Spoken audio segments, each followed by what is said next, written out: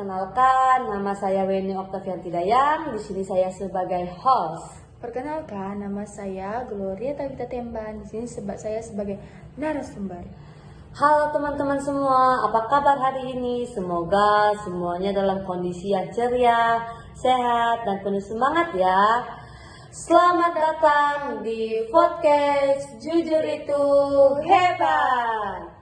Tempatnya kita belajar hal-hal seru sambil bersantai. Saya Weni Oktavianti Dayang yang akan menemani waktu istirahat dan waktu bersantai kalian hari ini. Teman-teman, pernah tidak sih kalian merasa deg-degan saat ingin mengakui sesuatu?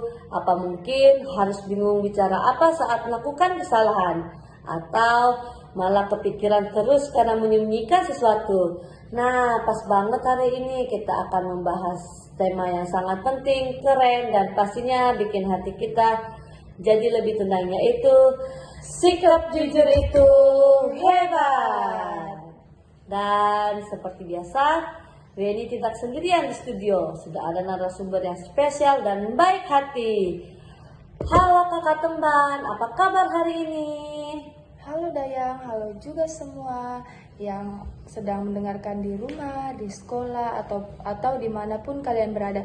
Kabar kakak baik sekali hari ini. Kakak senang banget bisa berbagi cerita bersama kalian.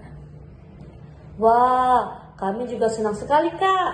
Nah, Kak Weni mau tanya nih, sebenarnya jujur itu apa sih? Apakah cuma sekedar tidak bohong?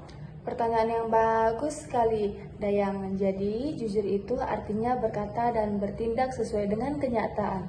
Kita tidak menambah-nambah cerita, tidak mengurangi fakta, dan tidak menyembunyikan kebenaran. Selain itu, jujur berarti kita tulus, tidak curang, dan tidak mengambil keuntungan dari kebohongan. Oh, jadi jujur itu bukan soal bicara ya, tapi juga tentang tindakan kita sehari-hari. Betul sekali. Misalnya saat ujian kita tidak boleh menyontek, itu juga termasuk jujur dalam tindakan. Kalau begitu, kenapa sih kita harus selalu jujur? Karena kejujuran membuat kita dipercaya dan kepercayaan itu sangat berharga. Sekali kita berbohong, kepercayaan orang lain bisa berkurang.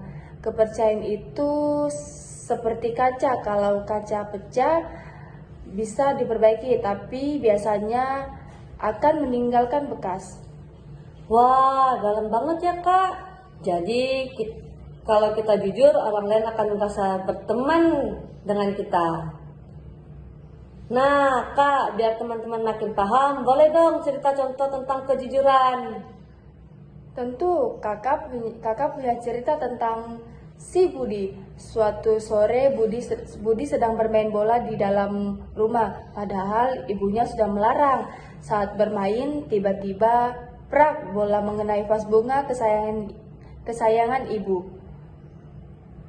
Aduh, pasti Budi langsung panik ya? Iya, Budi sangat panik. Dia melihat sekeliling memastikan tidak ada yang melihat. Dalam pikirannya, dia tidak menyembunyikan pecahan itu. Budi bahkan sempat mengambil sapu dan ingin menyembunyikan di bawah meja, tapi hatinya tidak tenang. Jadi, walaupun tidak ada yang tahu, hatinya tetap gelisah ya? Betul. Akhirnya saat ibunya pulang, Budi memberanikan diri. Dengan suara pelan dia berkata, "Ibu, maaf, tadi Budi bermain bola di dalam rumah dan tidak sengaja mengucapkan vas bunga." Deg-degan banget pastinya ya saat itu. Iya, ibunya memang kaget dan sedih, tapi ibu malah memeluk Budi dan berkata, "Ibu bangga kamu berani jujur." Budi memang diberi nasihat, tapi tidak dimarahi, dan paling penting hatinya jadi lega. Wah, jadi ternyata jujur itu membuat hati kita ringan ya. Teman-teman, coba bayangkan kalau Budi tidak jujur, pasti dia akan terus merasa takut dan bersalah. Tapi kak, jujur itu kadang terasa sulit, apalagi kalau kita takut dimarahi. Gimana caranya supaya berani jujur? Kuncinya adalah keberanian.